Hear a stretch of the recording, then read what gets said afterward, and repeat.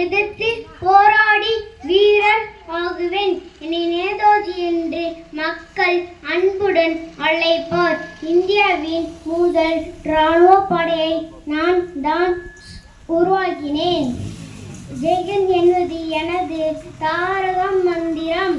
ஜெய்ஹிந்த் ஜெய்ஹிந்த் வந்தே மாதிரம்.